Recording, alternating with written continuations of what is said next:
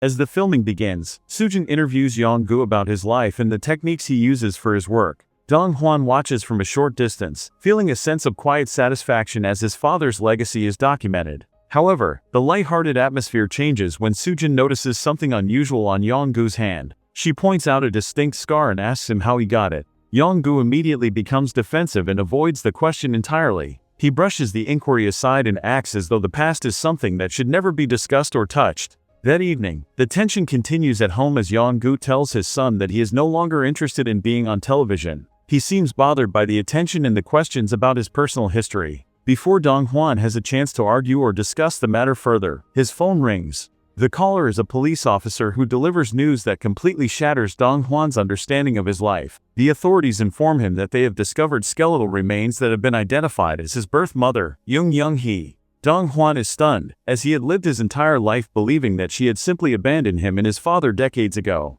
The discovery was made at a construction site where her bones had been buried deep in the ground for nearly 40 years.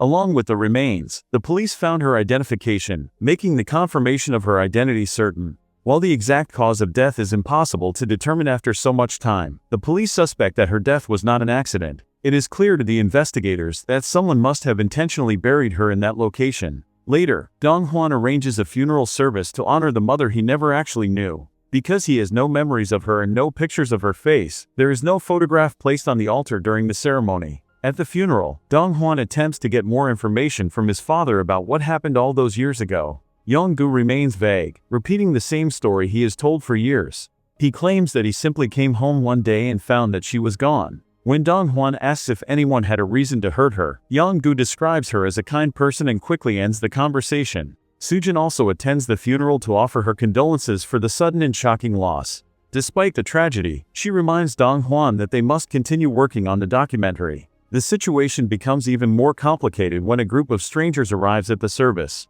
They introduce themselves as Young-hee's sisters and nephews, relatives Dong-hwan has never met or even heard of before. He is unsure of how to interact with these people who are technically his family. It soon becomes clear that the sisters did not come out of a sense of grief or family duty. They reveal that their father has recently died and left behind an inheritance that was meant for Young-hee. However, the sisters have no intention of sharing any of the money with Dong-hwan. They argue that Young-hee does not deserve any part of the inheritance because she ran away from home when she was a child. Dong-hwan is disappointed by their attitude but decides not to argue with them about the money. As they speak, the sisters reveal the true reason why his mother left her childhood home. They explain that as a young girl, Young-hee caught her father having an affair. When she told her mother about the infidelity, her mother reacted with violence and struck her. That was the day Young-hee left home, never to return to her original family again. Dong-hwan takes this opportunity to ask if they have a photograph of his mother that he can keep. The sisters tell him that they do not have a single picture of her.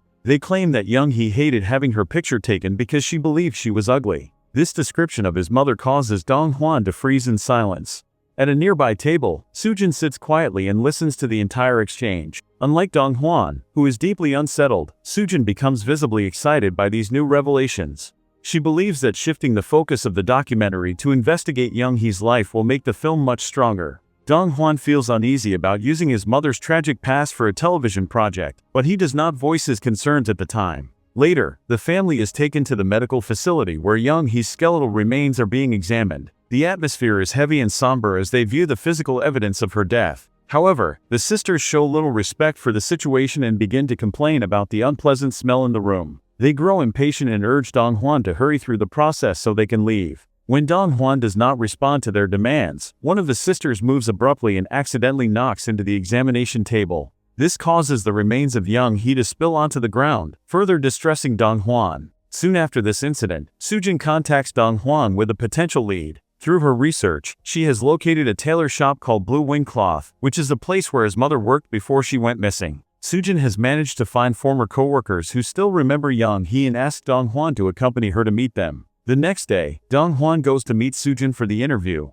Upon arrival, he notices her discreetly slipping a small hidden camera into her bag. He realizes that she is recording the meeting specifically for her documentary, but he decides to follow her into the meeting anyway to find the truth. They meet the former factory workers at a cafe, where Soojin introduces herself and begins the inquiry. As the conversation unfolds, the women explain that Young-hee simply stopped showing up for work one day 40 years ago.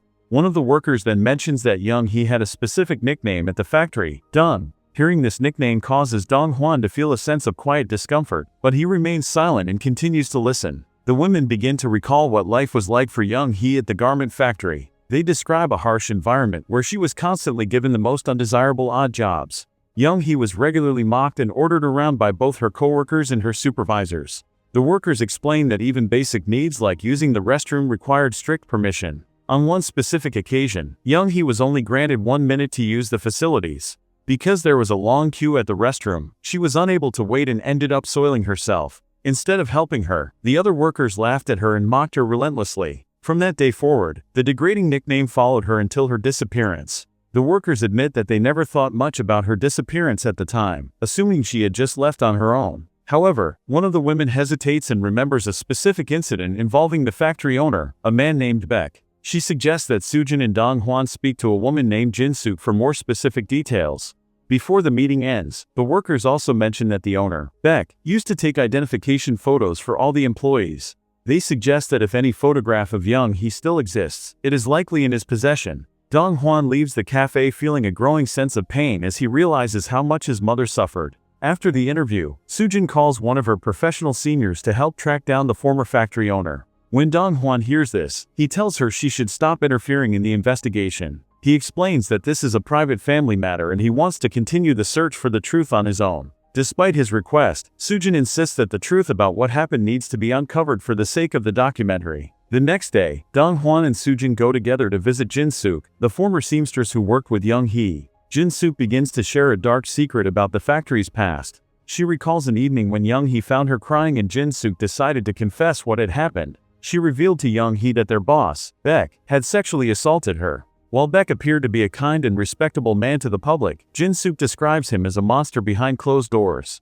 The following day, the factory manager announced that Jin-suk would not be returning and they would hire someone new. When Young-hee tried to speak up in defense of her friend, the manager told her to mind her own business. Young-hee could not accept this injustice and stormed into Baek's office to confront him directly. Instead of listening to her accusations, Baek had her forcibly chased out of the office. That night, Young-hee wrote messages on sheets of paper exposing Baek for his crimes against women and scattered them throughout the local market. When Baek arrived at work the next morning, he found the community whispering about him. Furious, Baek lashed out at his manager for losing control of the workers and then turned his rage toward Young-hee. He fired her on the spot in front of everyone. However, minutes later, Jin-suk arrived at the factory and slapped Young-hee. Even though she knew Young-hee was trying to help, Jin-suk could not handle the public shame and scrutiny the situation brought upon her. Looking back now, Jin-suk tells Dong-hwan and Sujin that she feels responsible. She believes that if Baek killed Young-hee, then she carries part of the blame for not standing by her. Hearing these revelations, both Sujin and Dong-hwan are deeply shaken by the extent of the corruption and abuse Young-hee faced. Sujin argues that they need to meet Baek immediately and force him to face the consequences of his past actions. Convinced that it is finally time for the man to pay for his sins, they travel to Baek's residence together. When they enter the house, they find an old man lying in bed who is struggling even to sit up. The air inside the room is thick with a foul stench, and the walls are covered with obscene photographs of women, creating a suffocating and disturbing environment. Sujin attempts to get information by bribing him with money. She tells Baek that the statute of limitations for any crime has long since passed. She explains that even if he was the one who killed Young-hee, he would not be convicted at this point. Baek listens to her, then laughs weakly and provides an answer that neither of them expected. He asks the pair whether the man who actually killed her was ever caught. When Sujin presses him for a name, Baek answers without any hesitation. He claims that it was Young-hee's blind husband, Young-gu, who killed her. The story then shifts back 40 years to explain the relationship between the two men. At one time, Baek had proudly introduced Young-gu to his friends. He praised him as a master stamp engraver who was a miracle for his ability to carve seals in minutes despite being blind. However, as the night went on and the men drank more, Baek's tone toward Young-gu changed. He began to complain that Young-hee had been causing him significant trouble at the factory. Without warning, Baek poured beer over Young-gu's head and mocked him, calling him ungrateful. Young-gu burned with internal anger at the humiliation, but as a blind man in a vulnerable position, he could do nothing but endure the treatment in silence. Later that same night, Young-hee and Young-gu headed home together. On their way, they were surrounded by a group of thugs acting on Baek's orders. The men beat Young-hee mercilessly as a punishment for her defiance at the factory. Young-gu could do nothing to protect his wife except beg the attackers to stop. When the thugs finally left, Young-gu crawled toward her and felt a brief sense of relief when he heard her faint breathing. The next day, Young-hee went to Baek's office in a rage and attacked him. She was quickly restrained and dragged away by his staff. Furious at her continued resistance, Baek ordered his men to get rid of her and told them to finish the job properly this time. However, when the men followed her into the forest, they witnessed something they did not expect. Deep in the woods, they saw the blind Young-gu carrying Young-hee's lifeless body. They watched as he threw her down a cliff before turning to make his way back home alone. Because her body had not been buried after the fall, Baek's men stepped in and buried Young-hee themselves to cover up the incident. Back in the present, Dong-hwan is physically shaken by the story he has just heard. His emotions rise quickly, and he accuses Baek of lying to cover his own tracks. Sujin tries to calm him down, explaining that anger will not help them find the objective truth. This suggestion only triggers Dong-hwan further, as he feels betrayed by her clinical approach to his family tragedy. He grabs her hidden camera from her bag and leaves the house without saying another word. When Dong-hwan arrives home, he immediately confronts his father. He tells Young-gu that he met a man named Baek and asks him directly if he killed his mother. To Dong-hwan's shock, Young-gu does not deny the accusation. Instead, he calmly asks his son why he should not have killed her. Young-gu begins to explain his perspective on the past. He describes a childhood where he was constantly mocked for being blind, which made his life feel cruel and unbearable. Despite his disability, he taught himself to carve seals and tried to survive by selling them on the street. When Baek first noticed his talent, Young-gu believed he had finally been recognized, but that hope faded when he realized people still looked down on him. One day, Young-hee stopped at his stall and spoke to him with genuine kindness. Because she was his first customer, he gave her a seal for free, and she praised his work. She began returning often to bring him lunch, marking the first time someone had treated him with real care. Other shop owners noticed them together and teased him, telling him he should marry such a beautiful woman. The couple eventually married with the neighboring merchants as witnesses, and Dong-hwan was born soon after. Although money was always tight and life was difficult, they were content for a time. However, the situation changed one night when a close friend stopped by for drinks and saw Young-hee. Young-gu told his friend that he was the luckiest man in the world to have such a beautiful and kind wife, even though he could not see her face.